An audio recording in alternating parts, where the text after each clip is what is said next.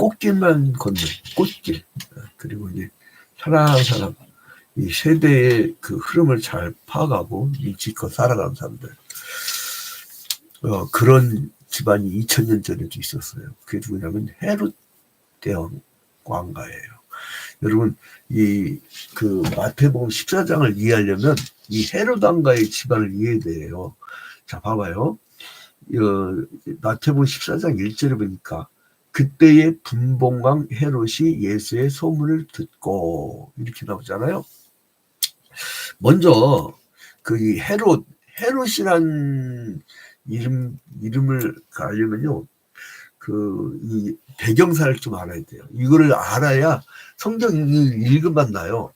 안 그러면 뭔 말인지 몰라요. 자, 2절 보니까 그 신하들에게 이르되 이는 세례요한이라 그가 죽은 자 가운데 살아났으니 그러므로 이런 능력이 그에서 역사하는도다 하더라. 이게 또 뭔 소린가? 세례요한이라고 걱정을 하고. 자, 이걸 역사 배경을 한번 봅시다. 자, 헤롯이라는 말 뜻이요. 헤롯이라는 말 뜻이 뭐냐면 영웅의 아들이라는 뜻이에요. 영웅의 아들. 영웅의 아들. 영웅의 아들. 이 뜻이에요. 헤롯이라는 뜻이. 근데 이게 그 어디까지 거슬러 올라간다냐면요. 여러분 그 구약 시대 말기, 그러니까 말라기하고 마태복음사에 400년 공백 기간이 있었다고 했잖아요. 그때 아무튼 그 하시림에서 마카비 혁명이래요. 마카비 혁명. 이 경건한 무리들이죠. 이 사람들은 끝까지 신앙 지키면서 이 가문이 이제 마카비 혁명으로 그 외세를 물리치고 하는데, 이때 이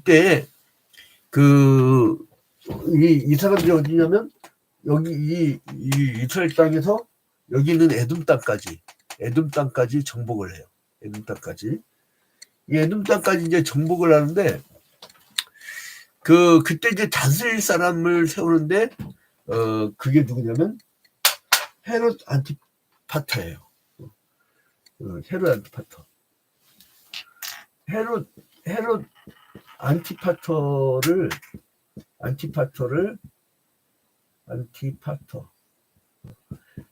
이 헤롯 안티파터 2세를 그 어디 세우냐면 이 에돔 땅 여기를 이두메라고 하죠. 이두메. 그러니까 그 마카비 혁명 때 이 이스라엘 백성들이 에돔 땅까지 정복을 하는데, 근데 그 본토 사람이 필요하잖아요. 그 사람들은 언어가 통일되니까. 그때 이제 이 이두메라고 하는 에돔까지 정복해서 그때 다스릴 사람을 선정하는데, 그게 안티파터 2세예요. 이 사람이. 근데 이제 이때 그 기원전 64년이 어느 해예요? 로마 폼페이 장군, 여러분 그 로마 이야기 책이 나오잖아요. 로마 폼페이 장군이 다메섹을 점령해갖고 여기에 수리아주라고 써요. 수리아주를 세워요. 그리고 기원전 63년에 예루살렘을 정복해. 그래서 이때 헤롯 안티파터 2세를 그 예루살렘 정복을 로마가 하고 나서 집정관으로 세워요. 근데 이제 이 로마에서는 어떤 일이 벌어지냐? 가이사가 폼페이를 죽여버려. 쿠데타죠, 쿠데타. 근데 이제 그 다음에 이 가이사는 폼페이를 죽이고, 폼페이가 이제 로마 예루살렘 점령했던 사람이죠. 근데 이제 폼페이를 죽이고, 그때 나중에 가이사는 자기의 충복에 의해서 살해를 당하잖아요. 그때 이제 유명한 말 있잖아요. 여러분 영화에서 나오는 거, 브루투스 너 맞아 그러잖아요. 그러면서 죽잖아요. 근데 이제 아무튼 이때 이 안티파터도 같이 살해를 당해요. 그래서 이제 그 아들 헤롯, 소위 말하는 헤롯 대왕이라고 이름을 붙이죠. 여기다가 이 헤롯파터 2세의 아들 헤롯이 이 애굽으로 도망을 가버려요. 그리고 나서 이 사람은요, 굉장히 로비를 잘해요. 로비스트. 꽃길만 걷는. 정권이 바뀌면 싹 바뀌어가지고 그러는 사람들. 그래서 이제 이 사람이 로비를 잘해가지고 기원전 37년에 로마의 원로는 이 헤롯을 그 유대의 왕으로 임명을 해요. 몇 년도? 기원전 37년에. 기원전 37년에 유대인의 왕으로 헤롯을 세운 거. 그게 헤롯 대왕이에요. 그게. 안티파트 2세의 아들. 그런 이제 나중에 이제 그 헤롯 대왕은 안토니우스의 도움을 받아서 예루살렘 성을 뺐는데, 이제 여러분 우리가 로마서 정리할 때 가니까 간단하게 넘어갑시다. 그때 이제 이때 옥타비우스가 있었는데 그게 나중에 이제 가이사 아우구스투스라고 성경에 나오죠. 여러분 성경에 나온 인물들은 지금 막 어렵게 느껴져도 무조건 들어놓으세요. 몇 번 반복해서 들으면 돼요. 요즘 유튜브 시대라. 근데 이제 옥타비우스의 여동생과 안토니우스가 결혼을 해요. 근데 이 안토니우스가 옥타비우스 여동생을 버리고 이 애굽의 클레오파트라고 사랑에 빠지네. 그래서 기원전 36년에 결혼을 하는데, 그래서 옥타비우스하고 안토니우스하고 갈등을 일으켜요. 그때 이때 전쟁이 벌어지게 보면 그게 악티움 해전이에요. 악티움 해전. 그 유명한. 이건 뭐 기본 교양들이니까 이제 알아두셔야 돼요. 자, 그 다음에 그때 안티파터 2세의 첫째 아들이 누구냐면 파사엘이야. 파사엘이라는 아들이 또 있어요. 그게 아들이 둘이죠, 아들이. 근데 이게 첫째 아들이야. 이 첫째 아들은 어딜 통치하냐면 예루살렘을 통치해. 예루살렘. 근데 둘째 아들 헤롯 대왕은 어딜 통치하느냐? 이 사람은 연도도 알아둘 필요 있죠. 기원전 아까 37년부터 통치했다고 했죠. 그리고 4년에 이 통치를 했죠. 근데 이때 있잖아요, 여러분. 이 사복음서를 보면은 예수가 유대인 왕으로 나셨다고 하니까 그 헤롯 대왕이 그때 당시에 테러 때들 다 죽여버리죠. 그리고 예수님께서 예수님의 가족은 애굽으로 도망가 버려요. 그리고 헤롯 대왕이 죽고 돌아오잖아요. 근데 이제 그 과정에서 애들을 싹 다 죽였을 때가 언제냐면 기원전 4년이에요. 그러니까 예수는 몇 년 뒤에 태어났다? 기원전 4년에 태어났다. 이렇게 결론 내릴 수가 있어요. 자, 그래서 이제 이 헤롯 대왕 갈릴리 총독에 듣다가 이제 기원전 40년에 이제 로마 황제 아구스토에 의해서 이제 유대인 왕으로 이제 임명이 되는데, 이 사람은 37년이죠, 37년. 그러니까 정치적 수완 능력이 엄청나게 뛰어나요. 어느 정도냐면요, 지중해 연안에 항구 도시를 만들어요. 그리고 가이사 아구스토에게 격리를 표하기 위해서 그 항구 도시의 이름을 뭐라면 가이사랴. 예수님께서 가이사랴 빌립보 지방으로 가시더라 있잖아요. 그 가이사랴가 헤롯 대왕이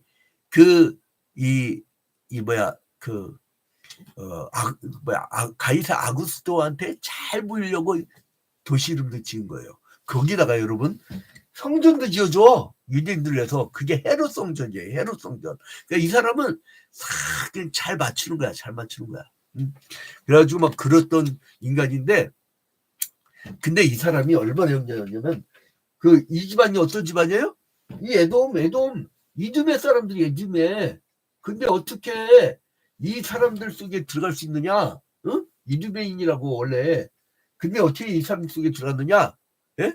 아까 하시딤 하스몬 왕가, 하스몬. 이 하스몬 집안에 하스몬 왕가 딸 미리암네 1세와 결혼을 해요. 미리암네 1세. 그러니까 정통 유대교 제사장 가문의 장가를 드니까 어떻게 돼요? 자기가 이 유대인 신분을 얻어요. 그게 헤롯 대왕이에요. 근데 헤롯 대왕이 죽고 나니까 이 사람이 마누라가 많았어. 마누라가 다 이북 동생이야. 하나는 미리암 1, 이름도 똑같아. 그 다음에 이제 미리암 2, 미리암 A라고 합시다. 미리암 2, 이게 아내들. 이제 미리암 2, 그 다음에 말다케라는 여자가 있었고, 그 다음에 클레오파트라는 동명이인의 여자가 있었어요. 이, 이 여자들이 있었는데, 자, 이때 이 미리암 A한테 낳은 자식이 누구냐면 알렉산더하고 그 동명이인이죠. 알렉산더하고 이거는 동명이인이에요. 동명. 이거 그 헷갈리면 안 됩니다. 이것도 동명이고. 자, 아무튼 그 다음에 아리스토블루스라는 자식을 낳아요. 아리스토블루스.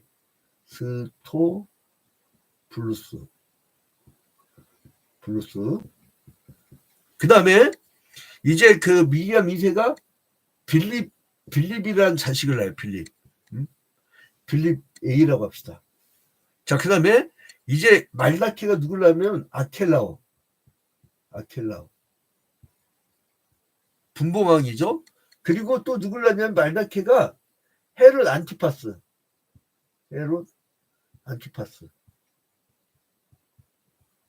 이렇게 나요. 여러분 성경이 다 나오는 이름들이에요. 이거 꼭 알아두셔야 돼요. 클레오파트라는 또 누구를 낳냐?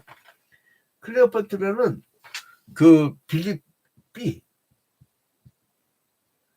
자, 그러면 여러분 오늘 그 이 마태복음 14장 2절에 그 신하들이 이르되 이런 세례가 아니라 그 주관자가 가운데 살아났으니 이렇게 얘기 있잖아요. 그 다음에 이제는 왜 죽임을 당했느냐 하면 3절에 전에 헤롯이 그 동생 빌립의 아내 헤로디아의 일로 요한을 잡아 결박하여 옥에 가두었으니 이렇게 하잖아요. 자, 여기서 계족보를 얘기하겠습니다. 계족보. 이 헤로디아는 그 저희 뭐죠? 마태복음 2장에 나오는 그 이 아들 이 요한 살해했던 나쁜 놈이라고 얘기했죠. 그 다음에 이제 이 빌립 1세는요, 이 마태복음 14장 2절에 나오는데, 마태복음 14장 2절에. 그리고, 아켈라오는 마태복음 2장 22절. 마태복음 2장 22절. 그래, 헤롯 안티파스는요, 그 사복음서에 다 나와요. 사복음서에 다 나와. 자, 근데 이 빌립의 이 미리암 2의 이 여기 B라고 했는데 또 A라고 썼네. B. 자, 그 이제 여기 빌립의 딸, 그러니까 부인이 누구냐면 헤로디아예요. 헤로디아. 이 아내죠. 자, 이제 헤로당과의 계족보가 나옵니다. 이제 아내. 근데 이제 헤롯 안티파스가 놀러 왔는데, 어우, 이뻐. 그래가지고 요 놈이 지 이복 형제의 아내를 뺏어. 그래가지고 결혼을 해. 그러니까 이거를 가지고 이 세리요한이 막 지적하는 거예요. 야, 이 개족보야 하고. 그리고 이 빌립하고 헤로디아 사이에 낳은 딸이 누구냐면 살로메예요. 살로메. 그러니까 이 여기에 나오는 살로메는요, 지금 여기에 뭐라고 하냐면은 6절에 마침 헤롯의 생일이 되어 헤로디아의 딸이 연석 가운데서 춤을 추어 헤롯을 기쁘게 하니, 그러니까 이 살로메라고 추정을 하는 거예요. 이거는 그 역사가 요세푸스에 의해서 이제 살로메라고 추정을 하는데, 이 살로메가 이제 헤로디아가 새로 결혼해갖고 헤롯 안티파스랑 재밌게 살다가 이제 생일날이 된 거예요. 이 헤로디아의 생일날. 그런데 살로메가 막 살랑살랑 꽃밭에는 꽃들이 막 하니까 너무 이쁜 거야. 그래, 야, 너 무엇이든지, 자, 7절 봐봐요. 헤롯이 맹세로 그에게 무엇이든지 달라는 대로 주겠다고 약속하거늘 그가 제 어머니의 시킴을 듣고 이르되 세례 요한의 머리를 소반에 얹어 여기에 내게 주소서 하니. 이게 뭐냐면요, 세례 요한이 이 계족보의 집안에 대해서 막 지적한 거야. 그러니까 얼마나 믿겠어요. 그래서 이제 막 미워 죽겠으니까 그냥 죽이고 싶었었는데, 이제 그 살루메가 살살살살 그러면서, 야, 그 어떤 어린애가 생일 선물로 제가 이제 생일 선물로 이 사람이 머리를 잘라갖고 그걸 소반에 얹어서 잘라고, 야, 잔인하잖아요? 그런 인간들이야. 근데 그때 이제 예수님은 세례요한이 이 헤롯의 잘못을 지적하면서 옥에 갇혔다가 헤로디아의 음모에서 죽임을 당한 사건.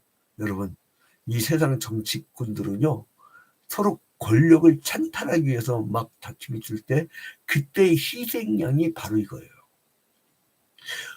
전혀 메시아의 앞길을 열었던 것이고 부도덕한 세상을 향해서 지적한 거잖아요. 여러분, 세례요한이 말이 맞아요, 틀려요?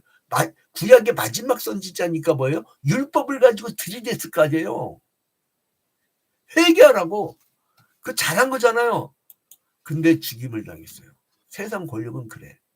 정확한 지적을 하면요, 미움을 받아요. 그래서 사람들 안 해. 그래서요, 이 아주 막 일제시대 보니까 목사들도 꽃게말 먹으려고 그래. 막 자기 살라고. 그거잖아요. 순교당할 축복의 기회를 놓치면 어떡합니까?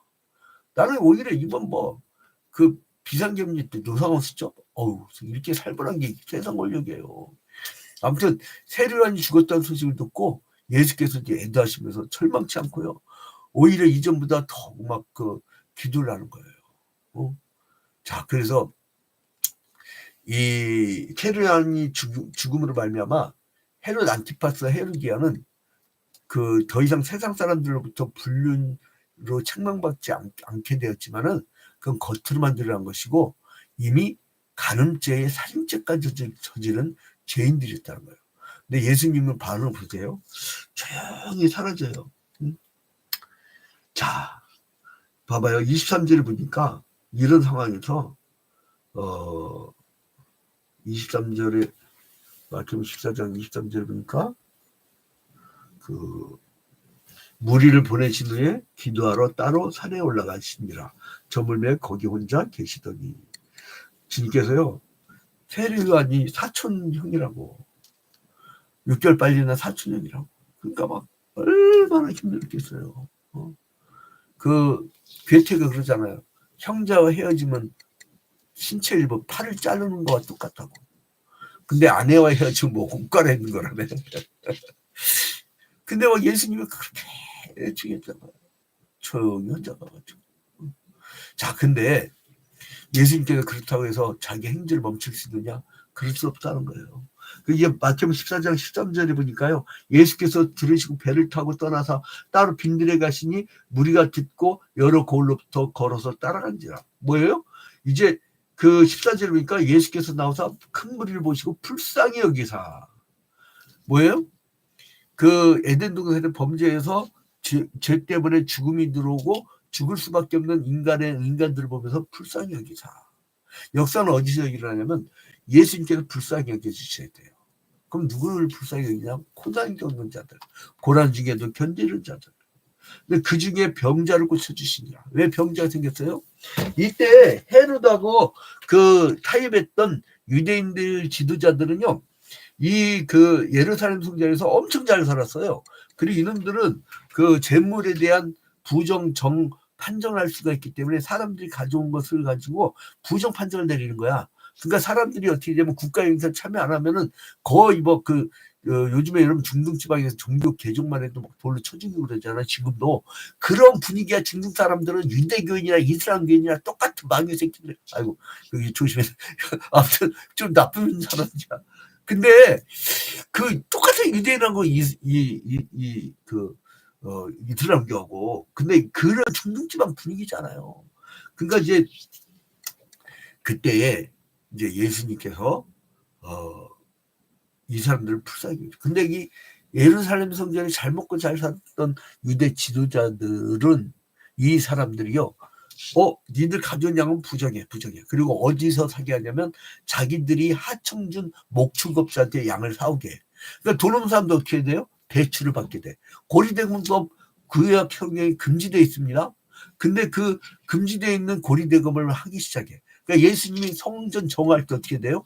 비둘기 파는 자까지 나오잖아요. 비둘기는 뭐예요? 구약에서 가난한 자들이 재물을 살 수가 없을 때에는 길바닥에 주워오는 게 비둘기 제사예요. 근데 그것마저도 팔아먹었어. 장사꾼들이야. 돈이 많아. 폐영화됐어. 그래가지고 이 사람들은 이 메시아가 오는 게 부담스러워. 잘 먹고 잘 사는데 왜 메시아가 오냐고, 왜 하필이면 이때, 그런 마음이었어요. 그러니까 사람들이 어떻게 되면 빚만 잊고 이제는 성문밖에 그 거지들이 드글드글하고 그 거지의 딸들은요 몸파는 창녀가 되고, 그리고 나서 이제 그 뭐야 이 병 못 가는 병자들이 성문밖에 드글드글했다고.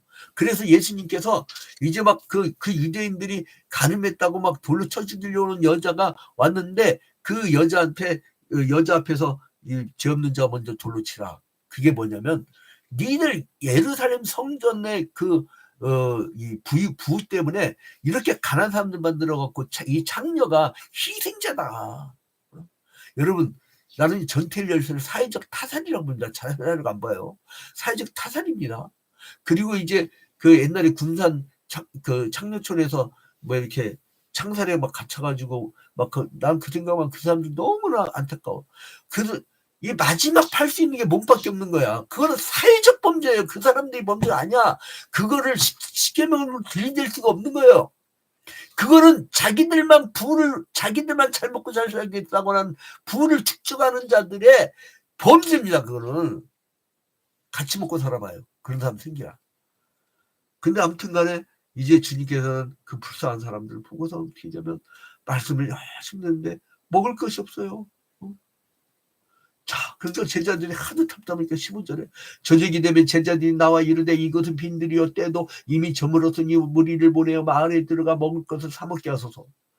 먹어야 될 거 아니에요. 먹기 포도청인데. 그러니까 예수님께서 뭐라냐면 이제 뭐가 있냐? 그러니까 떡 5개, 물고기 2마리밖에 없네. 그래가지고 이것을 축사하시는 거야. 물고기, 여러분, 떡 5개하고 5병이요. 물고기 2마리하고 떡 5개 하고 뭐 어쩌자고 5,000명을 데리고. 근데 그걸 축사하시니까 그거를요 다 배불리 먹고 20절에 보니까 남은 조각을 12바구니에 차게 거두었으니. 여러분, 주님의 불쌍히 보시면 5병 이하의 기적이 일어날 줄로 믿으시기 바랍니다. 이 천민자분제 물질 속에 빠지지 말고요. 그 다음에 이제 나중에 베드로가 그러잖아요. 예수님께서 물 위를 걸어오시니까 나도 물 위를 걷겠나이다. 처음에 믿음으로 잘 걸었어. 근데 풍랑을 보니까 폭발져버려. 그리고 주님께서 이 믿음이 적은 자야. 그러니까 그리고선 다시 건져내 주시잖아요. 여러분, 믿음 있으면 풍랑위도 걸을 수 있는 그런 능력이 생깁니다. 그 능력은 주님을 볼 때 생겨요. 주님만 볼 때. 주님께 집중하십시오. 뭐 이렇게 산만해. 인생 살려봐야 얼마나 산다고. 내가 지난주에 그 토요일날 교복은행 찾아온 제가 심리상담사니까 상담을 했는데 애들한테 인생들 딱 그랬어. 너 지금 여러분이지? 너 지금 20, 40, 60. 옛날 60이 다 죽었는데 요즘 80까지 살아. 너 여기까지 왔다니? 응? 인생을 가치 있게 살아야지. 네가 어느 대학 가고 뭐하고 이게 뭐가 중요하냐. 네 뜻과 목표와. 그리고 나는 이렇게 생각한다. 네가 만약에 독립운동가가 돼가지고 네가 가난하게 살아도 넌 그게 축복이라고. 난 그렇게 얘기를 했어요. 그랬더니 얘가 해결됐다고. 자기가 열심히 공부하겠대. 아니 공부하지 말라고 공부하겠대. 그게 이제 심리상담이거든. 아무튼 여러분, 믿음으로 우리가 천민자분들이 막 이 세상 아주 마치 헤롯 안티파스가 그 헤로디아 데리고 사는 그런 세상 같아. 아주 막 세상 이 드러운 세상에 세례요한처럼 단명하더라도 그래도 그 예수 형제니까 한 30살에 33살 사이에 죽었겠죠. 세례요한도. 그러니까 아무튼 이제 우리 예수만 바라보면 풍랑 위를 걸을 수 있는 그런 능력이 생기고, 그리고 믿음으로 사는 사람은 물질보다 생명을 더 귀여깁니다. 우리는 생명구원자들이에요. 오늘 하루 생명구원자로 승리하며 살아나가기를 주님의 이름으로 축원드립니다. 우리 살 날 얼마 안 남았습니다. 인생 후반전인 사람들 많을 거야. 뭘 이거 갖고 그냥 돈 때문에. 아무튼 여러분, 이제 가치로운 인생을 살기를 주님의 이름으로 축원드립니다. 주기도문으로 마칩니다. 하늘에 계신 우리 아버지여, 이름이 거룩히 여김을 받으시오며 나라의 임하옵시며 뜻이 하늘에서